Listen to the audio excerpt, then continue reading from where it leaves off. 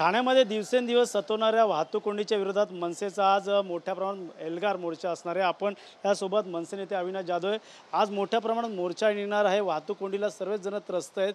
का वाटतं ठाण्यात मुख्यमंत्री, उपमुख्यमंत्री आणि परिवहन मंत्री लाभलेले आहेत, मात्र वाहतूक कोंडी सुटका होत नाही। मी एक सकाळी पोस्ट केली होती, खोटं खोटं खोटं काढलेले सगळे जी आर हे खोटे होते।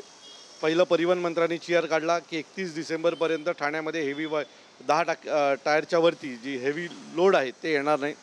काल आमचे लाडके उपमुख्यमंत्री याने एक नवीन जी आर काढला आणि त्याने सांगितलं की रात्री 12 ते सकाळी 6 याच दरम्यान हेवी लोड येतील, त्याच्यापुढे काय होणार आहे। आज आणखी एक जी आर आला की हे सगळं काही नाही आहे, आता सकाळी 5 ते 11 आणि रात्री दुपारी 5 ते 11 एवढाच वेळात हेवी लोड येणार नाही, बाकी दिवसभर हेवी लोड असणार आहेत। सो या सगळ्याने ठाणेकर कंटाळलेला आहे। बरं, तुम्ही पहिला जी आर काढलात की 31 डिसेंबरपर्यंत येणार नाही, दुसऱ्या दिवशी रस्त्यावर हेवी ट्रक होते।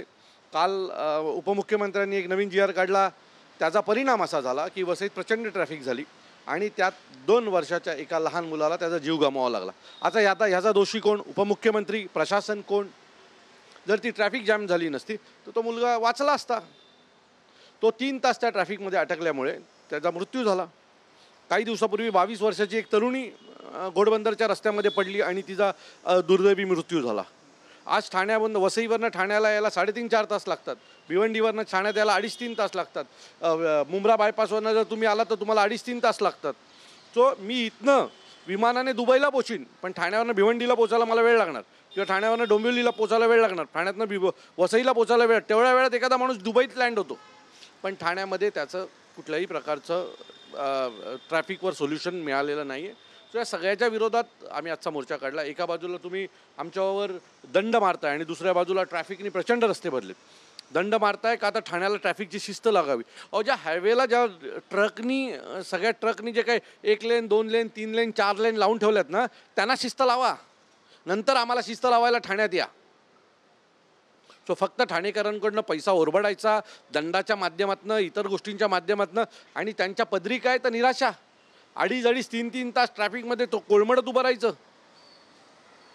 सो या सगळ्या गोष्टीला संपूर्ण ठाणेकर त्रस्त आहे आणि ठाणेकर यांना यांची जागा दाखवल्याशिवाय राहणार नाही। सरकारला तुम्ही कोंडीत घेरण्याचा प्रयत्न करता का या मार्चमुळे? का हे का हे भ्रष्ट सरकार, भ्रष्ट माणसं आहे ती सगळी। कोंडीत पकडण्याचा प्रयत्न करता कारण तुम्ही काम नाही केलं।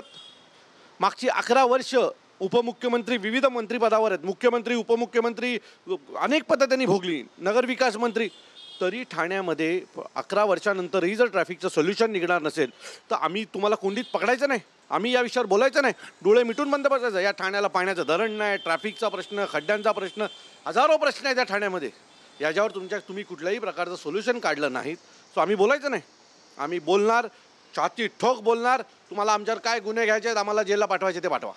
रस्त्याची दुरुस्ती म्हटलं तर पावसामुळे कुठेतरी कारण दिलं जातं। पाऊस आला की मला एक सांगा, काय फक्त पावसाळ्यात ट्रॅफिक आहे? मेमध्ये ट्रॅफिक नव्हती, एप्रिलमध्ये ट्रॅफिक नव्हती, डिसेंबरमध्ये ट्रॅफिक नव्हती? खड्ड्यांच्या पावसाला दोष देऊ नका। तुमच्या डोक्यात पाऊस पाडा चांगल्या गोष्टींचा आणि त्यातून काम करा। पावसाला दोष देऊन तुमचं पाप धुतलं जाणार नाही आहे। 11 वर्ष या ठाण्याची वाट लावली, ठाण्याला लुटलत, करोडपती झालात, अब्जोपती झालात, पक्ष झाला दुसऱ्याचा स्वतःचा, पण आमचा ठाणेकर ट्रॅफिकमधनं बाहेर आलेला नाही, स्वतःचं पाण्याचं धरण झालेलं नाही आहे। ठाण्यात पोरांना फिरायला घेऊन जाण्यासारख्या गोष्टी राहिल्या। तळापाळी, तुम्ही ह्या आमची तळापाळी आहे, तिला जर 15 वर्षापूर्वी जेव्हा जाल तशी होती ना, तशीच अजूनही ती तळापाळी आहे, त्यातही काही बदल झालेला नाही आहे। तळावांचं शहर आहे, त्या तळावांच्या शहराची तळावांची परिस्थिती काय एकदा जाऊन बघा। आता येणाऱ्या काळात मेट्रो चालू होणार आहे 22 तारखेला, त्याचं पाहिलं ट्राय रन असणार आहे। मुख्यमंत्री आणि उपमुख्यमंत्री स्वतः उपस्थित असणार आहे। वाहतूक कोंडी दूर होणार आहे असं म्हणतात त्यांनी। कशी काय दूर होईल मला जरा समजावून सांगा। किती मेट्रोच्या लाईन्स आहेत? किती वेळा मेट्रो जाऊन मुंबईवरनं परत येणार आहे? एका मेट्रोत किती लोक बसणार आहेत? हा एक छोटासा भाग झाला। हवेतल्या गोष्टी काय करतायत, जमिनीवर काय ते पहा। जमिनीवर फक्त ट्रॅफिक आहे। म्हणजे ह्याच्यापुढे ठाण्याची सफर करायची असेल ना ट्रॅफिकची, तर मेट्रोत बसायचं आणि ठाण्यातली ट्रॅफिक कशा प्रकारे लागली आहे ती बघत जायची। ट्रॅफिकची सफर करण्यासाठी मेट्रो येते असं मला वाटतंय। येणाऱ्या काळात जर वाहतूक कोंडी जर सुटली नाही, येणाऱ्या काळात मनसे आता हा जो मार्च काढतो त्याच्या पुढचं पाऊल कसं असणार आहे? येणाऱ्या निवडणुकीत मी आज सर्व ठाणेकरांना सांगतो, आम्ही आज मोर्चा काढून उद्या काही ट्रॅफिक मुक्त होणार नाही आहे, कारण अशा प्रकारची कुठलीही प्लॅनिंग आता रस्त्याने काम चालू असलेलं दिसत नाही. पण भिवंडी बायपासचा जो 2 ब्रिज आहेत ते असं म्हणतात की डिसेंबर 2026ला पूर्ण होणार आहेत. बरोबर आहे. पहिला ब्रिज ह्या डिसेंबरला आणि पुढचा ब्रिज डिसेंबर 26ला. ते दोन्ही बॉटलनेक तसेच राहणार आहेत.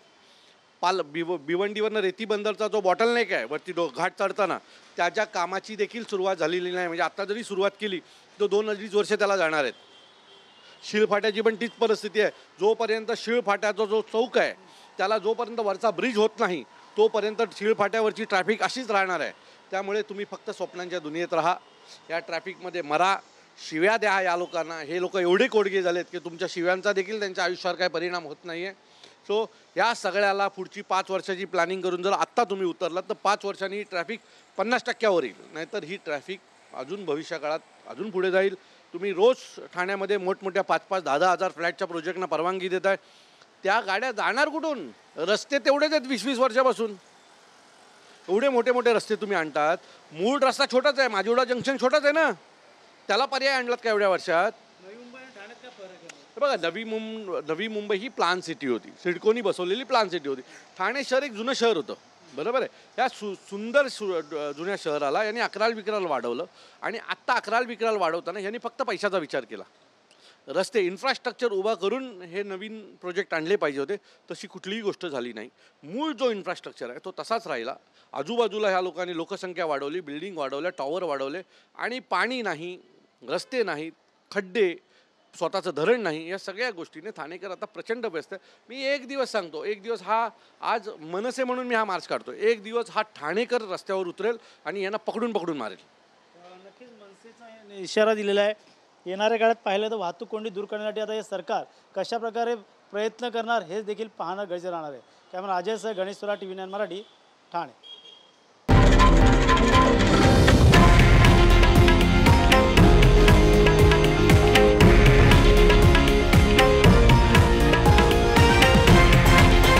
हे आहे देशातील नंबर 1 न्यूज नेटवर्क आणि आपण पाहत आहात TV9 मराठी, एकमेव.